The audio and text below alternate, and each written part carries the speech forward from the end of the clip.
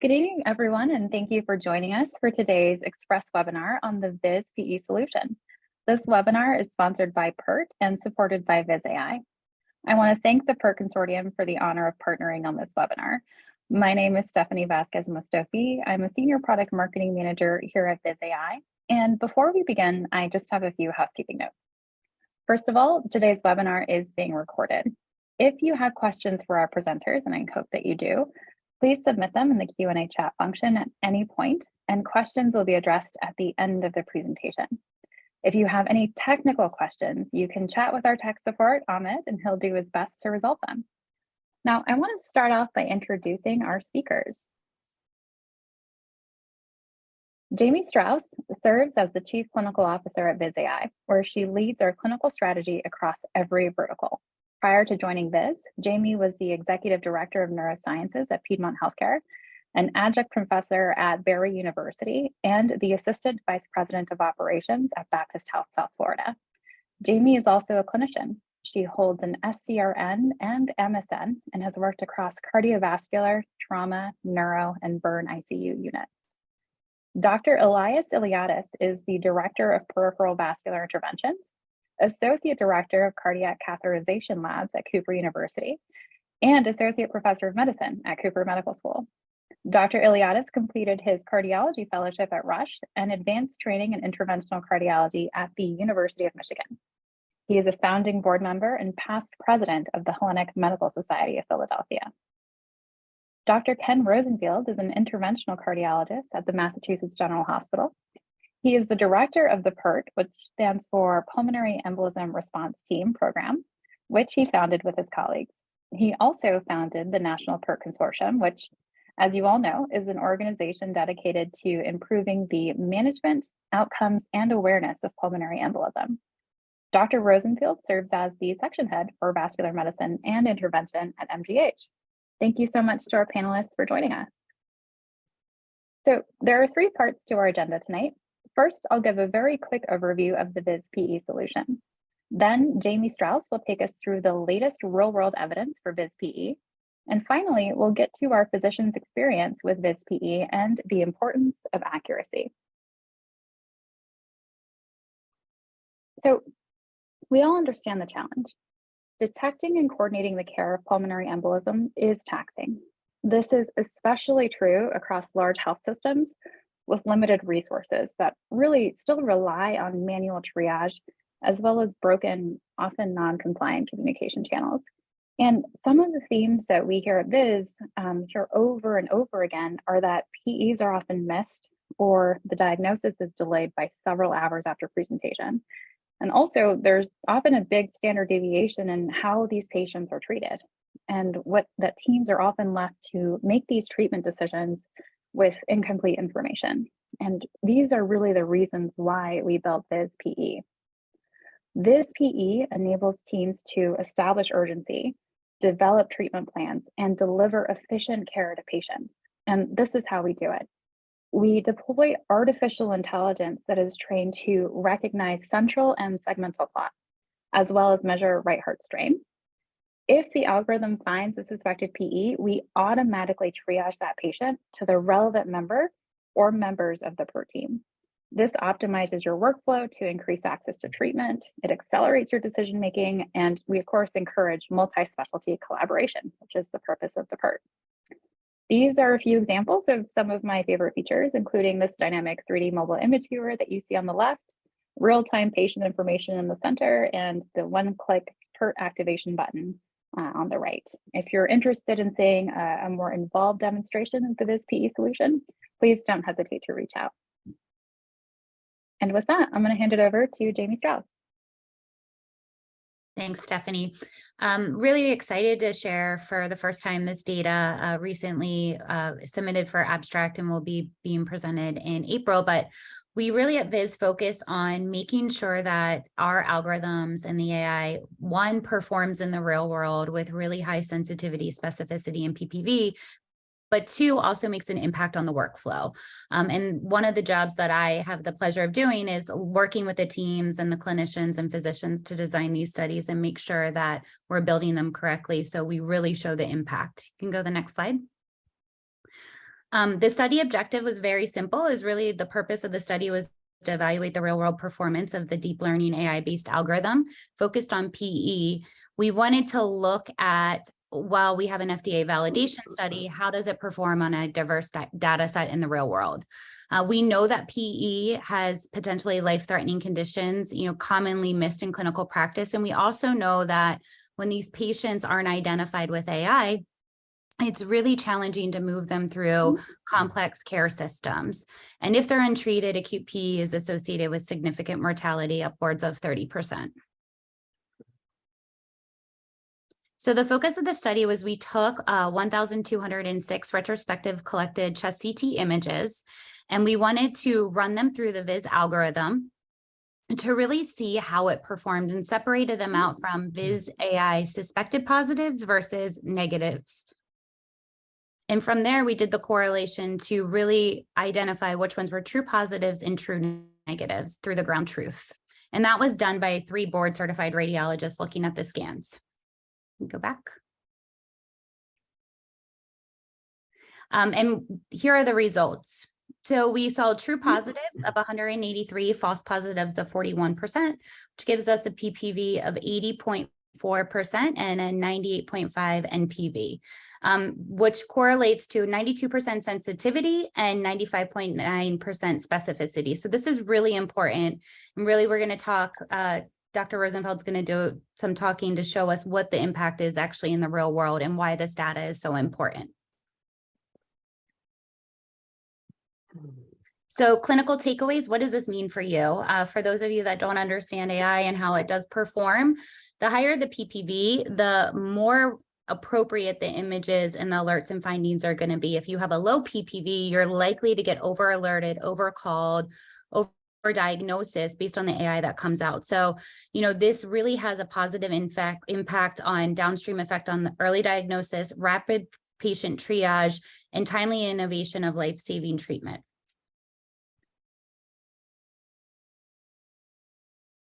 Hand it over to you. Wonderful. So first, we're going to welcome Dr. Iliadis to give his perspective as well as his experience with the VIS PE solution. Dr. Iliadis, take it away. Good evening, everyone. Thank you, Stephanie, for that kind introduction. I thank VIS and the PERT Consortium for the opportunity to share the stage with Dr. Rosenfeld, one of the pioneers in the field.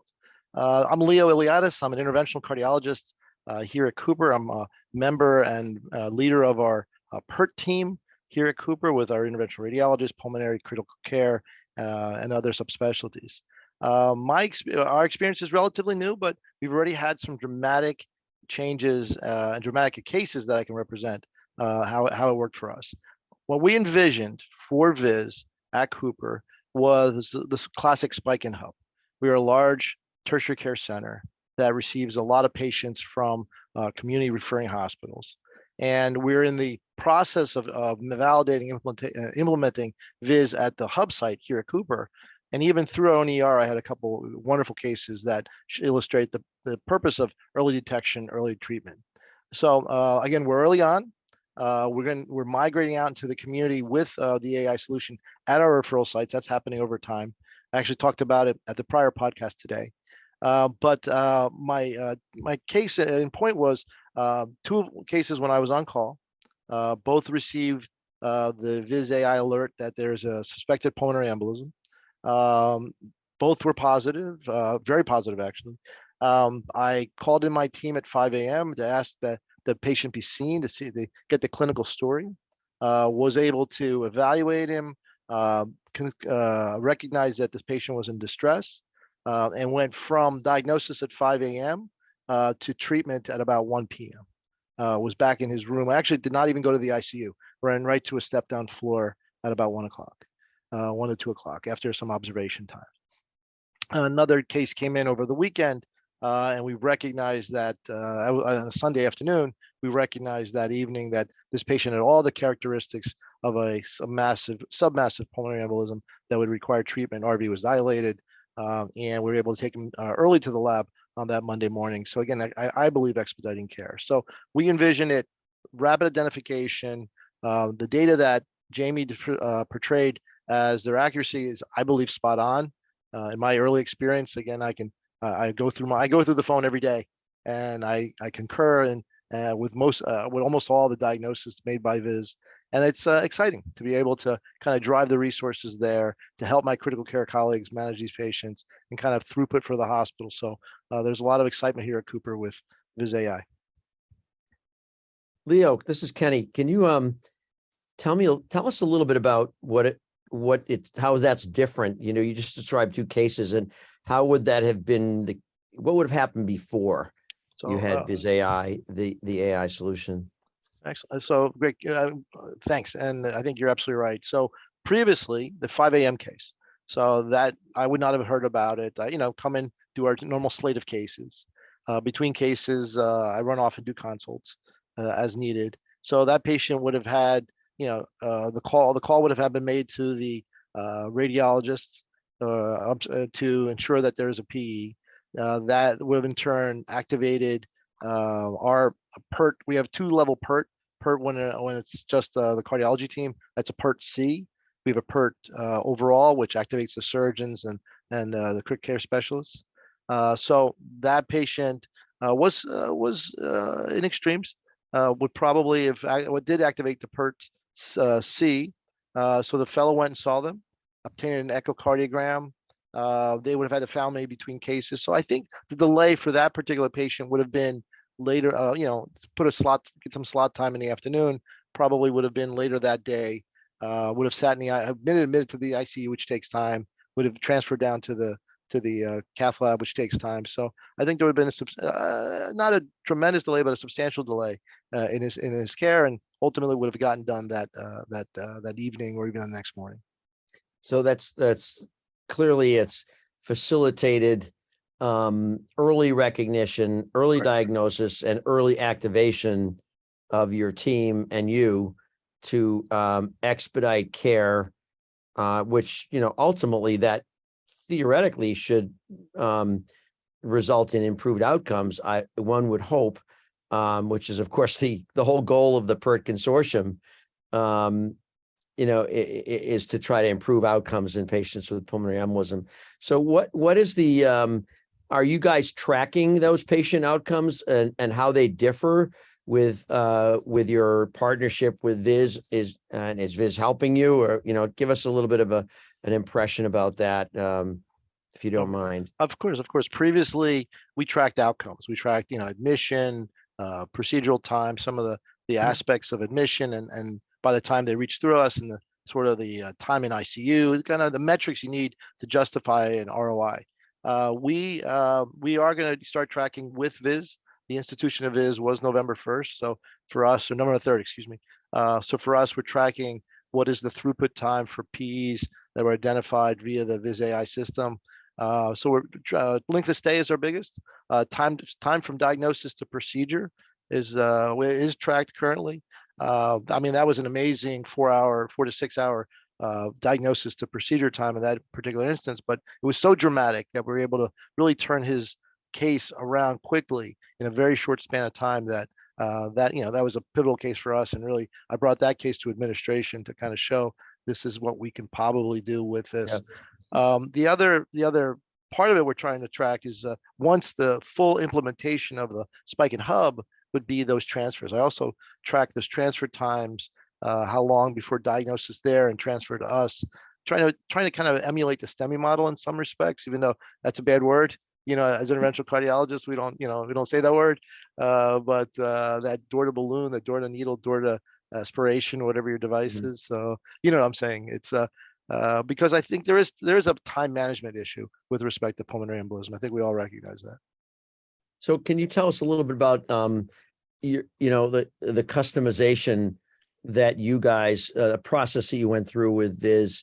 One of the great things about this system is the ability to customize who gets activated, and at what threshold. For example, is the RV-LV ratio, and by the way, you didn't talk about RV-LV ratio, but that'd be really nice to hear about. Sure. But if the RV-LV ratio is less than 1, then even if there's a PE, you might not want to hear about it or not hear about it right then.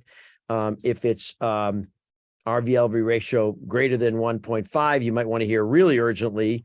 And also with the volume of thrombus, the location of the thrombus, what kind of parameters did you set, and did you have the ability to be flexible and decide amongst yourselves how you wanted to set them? And by the way, who would be activated as well? Great question, Kenny. You're hitting the nail on the head. We looked at RV-LV ratio. It's funny, we were all thinking the same thoughts. If it's greater than 1, that's abnormal. If it's greater than 1.5 from the RV-LV ratio, that's markedly abnormal. That needs to have alerts set off. We would like to have a quantitative, and I think I talked to Jamie and others about thrombus burden overall, but many of us are looking for that proximal thrombus that is easily aspirated down to the segmental sections. From a clinical standpoint, it would also be nice, and we've asked, as we're evolving forward, would be asked to somehow swipe some data to be able to add some clinical information into Viz at the point of care.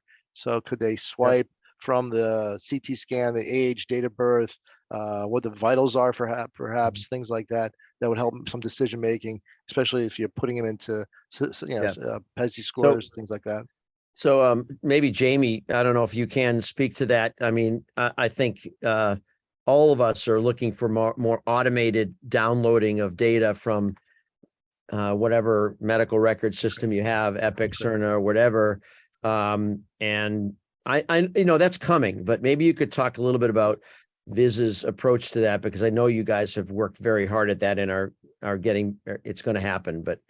Yeah, so we actually do EHR integration already. So we have a partnership with a company called Redox, and we work with them to be able to really pull any discrete fields bidirectionally. So we can pull it into Viz, or we can push from Viz back to the medical record. So especially with, I think, PE, when you need to make these time critical decisions and you need things like, cardiac biomarkers and other lab values and vitals and oxygen source and saturation, really the goal for us at Viz is giving you everything in the palm of your hand at the moment you need it. You already have the image viewer. You already have the ability to coordinate care with your care team in there.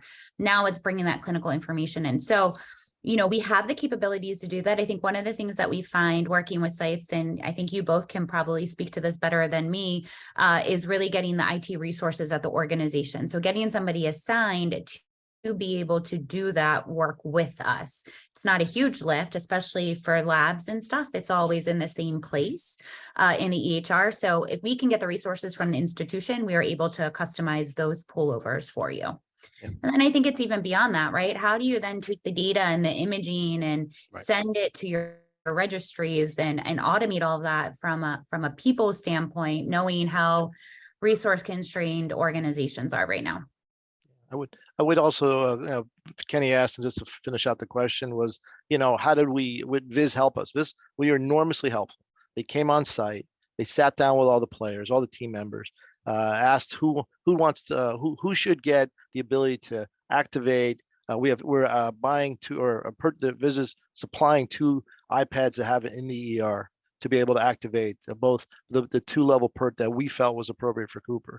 So the workflow was here. All the players were added to the Viz AI. They saw our workflow currently at the main hospital is usually ER, the triage, floor to triage, scanner, and then off to the groups. So the only, Jamie saying it openly, is that unfortunately you have to merge with our call schedules a little better. I leave myself on perpetually call, so I get a lot of pings to make sure I have an opportunity. So we have an on schedule that needs to be merged with Viz AI just to leave us off. But the algorithm works very well for us, Kenny. We really enjoy the way it works. The triage. Care can activate. Internal medicine can activate from upstairs. ER activates a lot. That's our expectation. That's what they do. And then we have PERT-C, which is the cardiology-driven, invasive, and PERT for someone who's massive B, for example. That's everybody.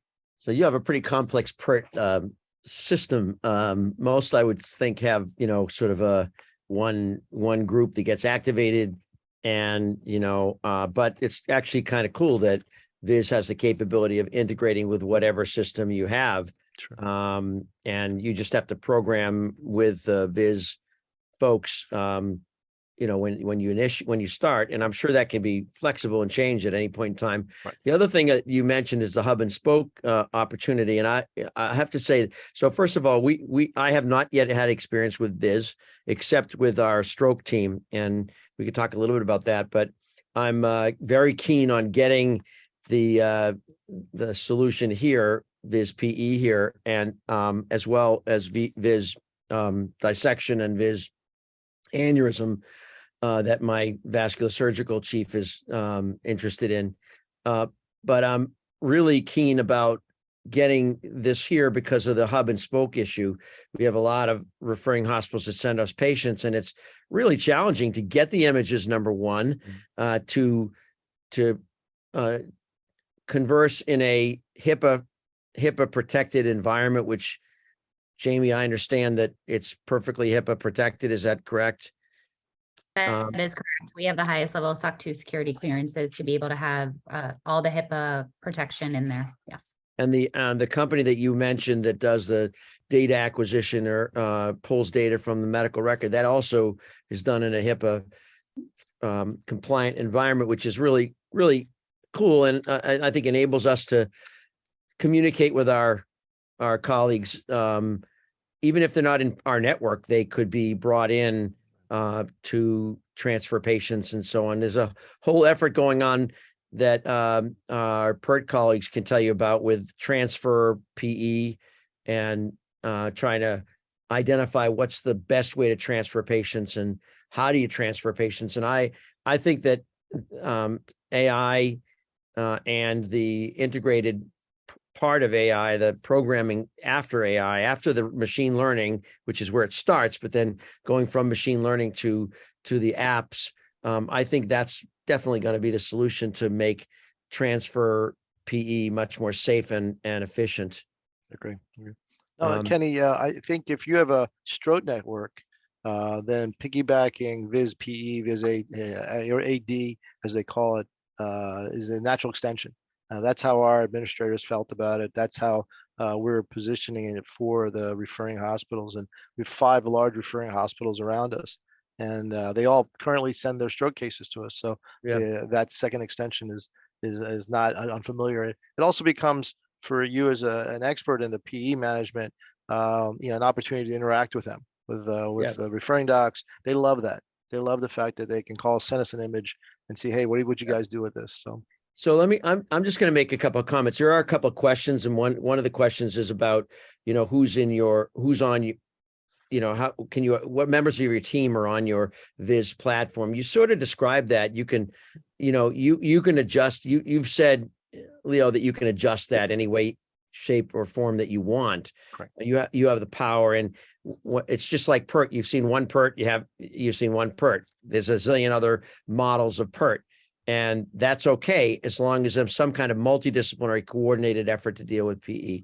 So I'm just going to make a couple of comments about AI because in general, a year ago, I had no clue what AI was about. And even though my stroke team at Mass General had been using AI for years, 3 or 4 years, and they'd been using Viz and integrated it into telehealth and everything else, it totally is a game changer. And I kind of was under my radar. And now I'm like, this is going to be part of everything we do. It's not just going to be part of PE. It's going to be part of every diagnosis that we treat. Right. There's going to be machine learning that is, and then some deep learning, which means that the machine learning trains itself how to do even better. And picks up stuff that we don't pick up. And as Jamie showed, the accuracy of this thing is remarkable. It's more accurate than humans. It is more consistent than humans. It's more standardized than the radiologist reading them. Obviously, they need overreads after the Viz program detects whatever it detects. But it's better at detecting it, and you don't miss as much. Right. So, the other things, it reduces errors and thereby improves safety. And, improves the speed and efficiency. You described that very well, Leo, how you can get diagnoses much more quickly, and frankly, can probably avoid overdiagnosing as well as underdiagnosing. There's a question in the panel about burnout and PERTs and how do you start them and so on. And first, frankly, this is a great way to start a PERT is to have, if you have the Viz PE solution already there, then you can just say, okay, who wants to be part of this PERT? Who wants to be part of this team? We've gone about it the other way. I mean, we started the PERT and now we're trying to integrate Viz PE, which we're really excited about. I'll just say that, one of the problems with PERTs are that some people report is that the over activation, every little thing you get activated for every little PERT, and the AI solution allows you to sort of reduce the amount of burnout. You can set the threshold, as you described, Leo, a little bit higher and say, we don't want to be activated for that, but we do want to be activated for this. And it works out, Kenny. I tell you that being able to customize, and that's what you're allowed to customize it per discussion at the PERT, the pulmonologist, quick care. We all sat together. We came up with these criteria that Jamie was able to implement into our PERT solution. And again, we wanted 2-level PERT because we felt it was important to be able to activate for a question. Hey, somebody has a large pulmonary embolism. Would this benefit from advanced treatment? Or, someone's in extremes that we need to activate everybody, get the surgeons down, ECMO team, and go forward. So no, there is the PERT burnout. I will bring that forward because, we need just a scheduling solution on our end.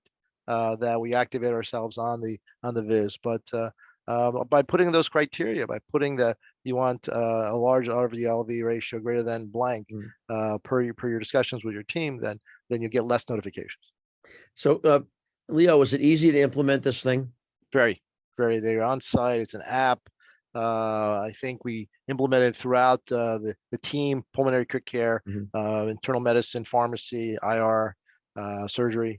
So everyone has it on their phone. I have it on my phone now. I could show you examples, for example.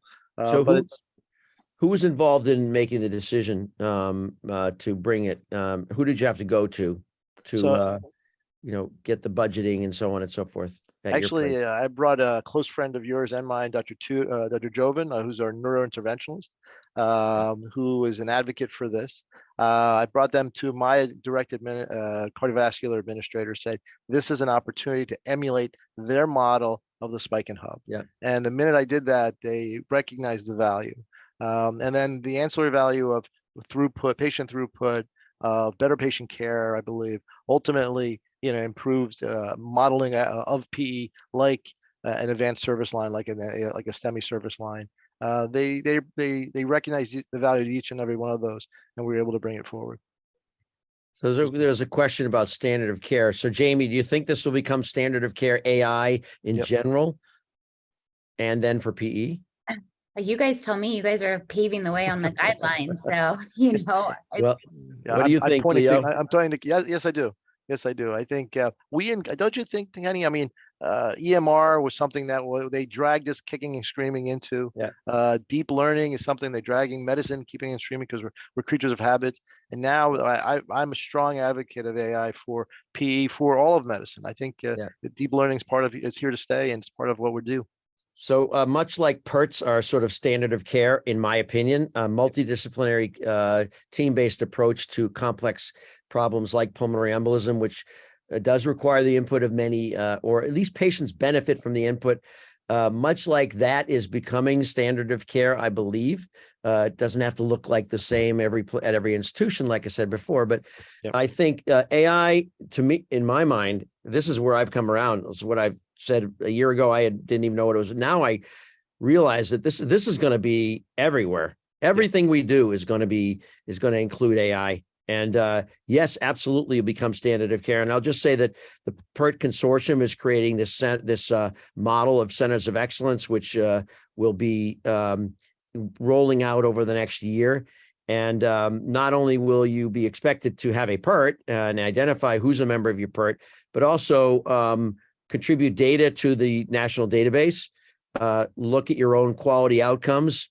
And I think the AI solution Viz has will enable that to happen. We didn't talk, we're out of time.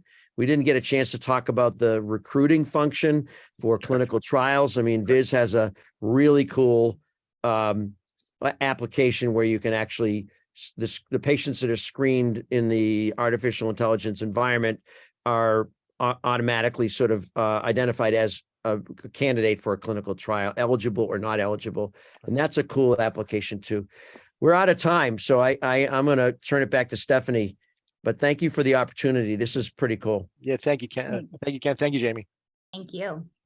Thank you all so much. It's pretty much impossible to keep all of this amazing content down to 30 minutes, but we did promise an express webinar. I want to thank the three of you so much for contributing your time and your valuable insight to this webinar. I'm getting texts from across the country, people in Europe, as well as people on their Peloton right at home, telling me how valuable this has been for them. I encourage everyone in the audience to please research the PERT Consortium.